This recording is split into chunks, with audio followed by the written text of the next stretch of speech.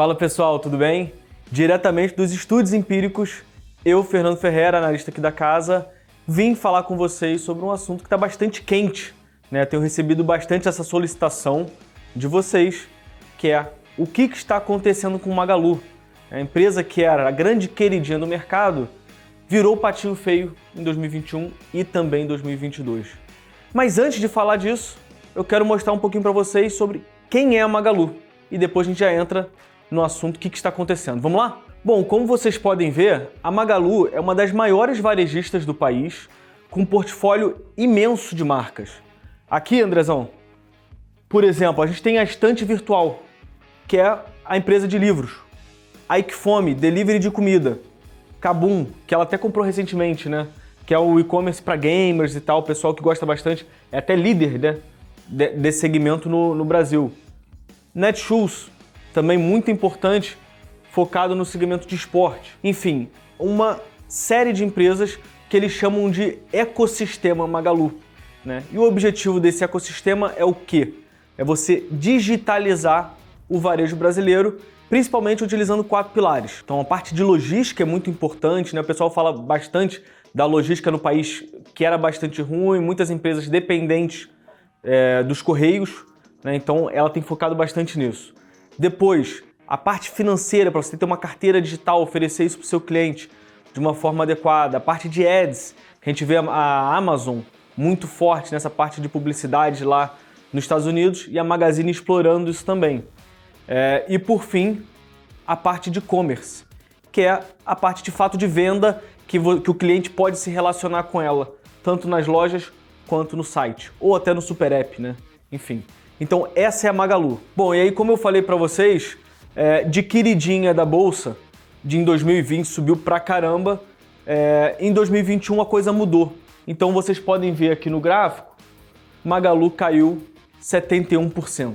E aí se vocês olharem o próximo gráfico que eu separei do desempenho em 2022, dá para ver que o pessoal continua um pouco reticente com a companhia.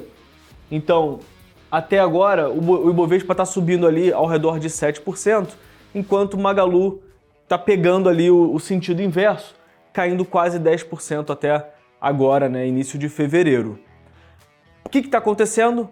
Para contextualizar, eu quero mostrar para vocês um pouco de como foi 2020. Vamos lá? Como vocês podem ver, 2020 foi um ano muito importante para a companhia, né? A gente teve toda essa questão de pandemia, que fez com que as pessoas ficassem em casa, ficassem mais reclusas, e aí empresas que eram bem desenvolvidas nesse ambiente de e-commerce acabaram se destacando. Então, aqui eu separei, né, um gráfico que é muito interessante, que mostra só do quarto trimestre, desde 2015 até 2020, dos resultados da companhia.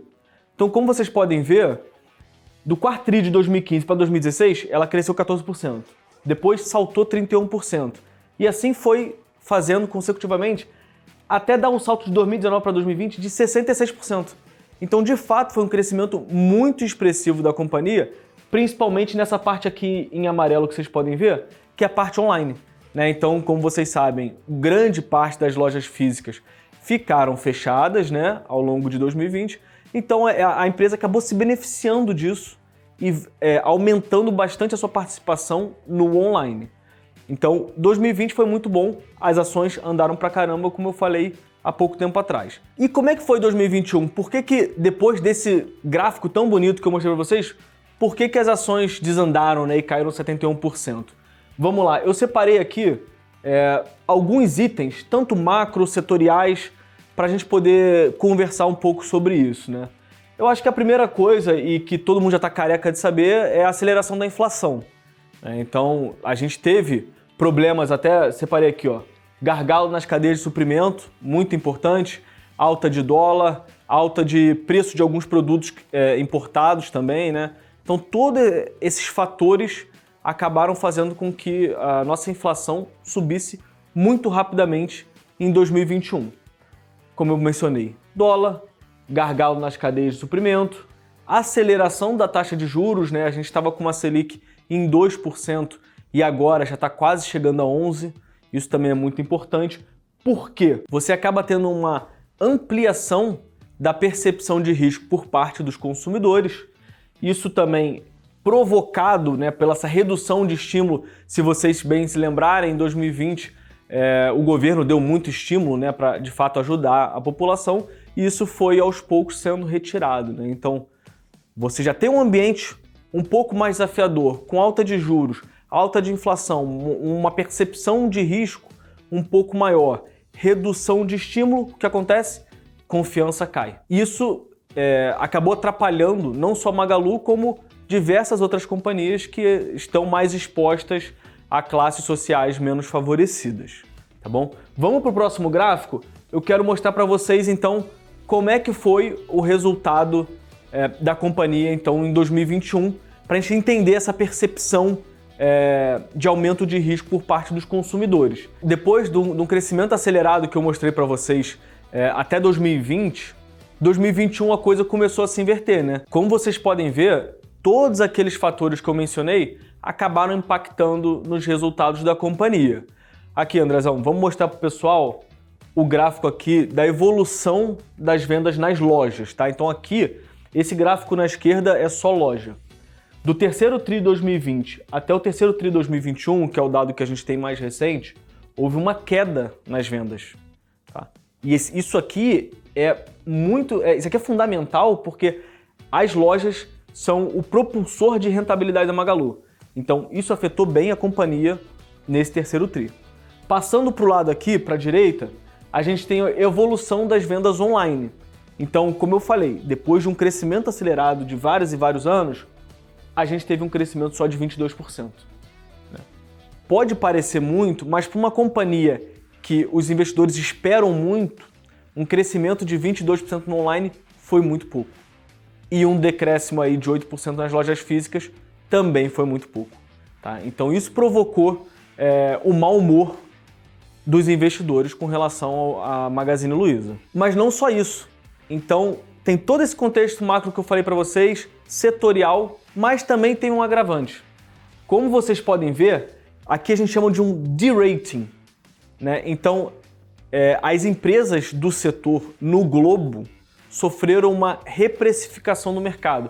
O mercado passou a exigir um prêmio maior para investir nessas companhias, fazendo com que a ação delas caísse. Então, quando a gente olha das máximas que essas companhias atingiram até hoje, a gente vê Magazine caindo 76%, Via Varejo 75%, Americanas, Pinduoduo, que é uma empresa chinesa, Alibaba, essa Coupang é uma empresa da Coreia, tá? Então, eu não estou focando só em um país ou outro, estou mostrando aqui no globo. Sea Limited, Singapura, essa Etsy, que é nos Estados Unidos, Mercado Livre e JD.com também é chinesa. Então, como vocês podem ver, todas elas caindo bastante desde que atingiram suas máximas por conta desse de-rating, os investidores mais avessos ao risco em relação ao setor. A combinação, então, de um de-rating com resultados mais fracos e essa questão macroeconômica brasileira pegando, né, esse maior receio com a questão macro brasileira, fez isso aqui. Então, esse gráfico, o que eu quero mostrar é o preço sobre o faturamento. É uma forma de você verificar a atratividade da companhia, normalmente das companhias de crescimento. Então, a gente usa isso muito para e-commerce. Aí, como vocês podem ver, a Magalu veio negociando bem baixinha ao longo dos anos até 2016. E aí, de 2017 até 2020, houve um re-rating, né? Palavrinha em inglês para significar que os investidores passaram a pagar um prêmio para esse tipo de ativo porque ela, de fato, entregava, é uma empresa de tecnologia com uma logística muito poderosa e que estava digitalizando o varejo brasileiro.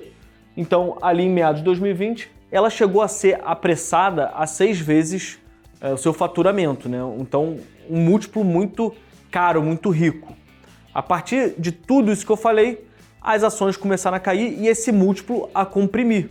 Então, hoje, como vocês podem ver, ela negocia uma vez o seu faturamento, que era um múltiplo que a gente não viu nem ali no auge da pandemia em março de 2020. Bom, então para resumir aqui esse vídeo, de um lado a gente tem uma empresa sólida, uma das maiores varejistas do país, com uma logística muito robusta e várias iniciativas para, de fato, digitalizar o varejo brasileiro, aumentar o engajamento dos seus clientes, aumentar o engajamento do seller, enfim, e aumentar a frequência de compra, né? São coisas sempre muito importantes para esse tipo de empresa e ela tem sido até bem sucedida nisso. Do outro lado, a gente tem um cenário de macro complicado, né? E um de-rating das empresas no globo, os investidores deixando de pagar prêmio por esse tipo de empresa. Você quer saber a minha opinião se você deve comprar ou vender a Magalu? Eu sou responsável por uma série aqui na Empíricos, as melhores ações da Bolsa, que lá a gente vasculha as empresas que têm qualidade, líderes de mercado, boa governança, boas perspectivas e a gente sugere então esses investimentos. E lá você vai poder saber se eu indico Magalu ou não e qual seria o peso então adequado para ela, tá bom? Bom, se você gostou desse vídeo, curta, compartilha, envia para seus amigos, deixa nos comentários sugestões de novos vídeos, vai ser um prazer estar aqui com você e a gente conversar e trocar mais essa ideia, trazendo conteúdo relevante para vocês, tá bom? Espero que vocês tenham gostado, pessoal. Um abraço, tchau, tchau, até a próxima.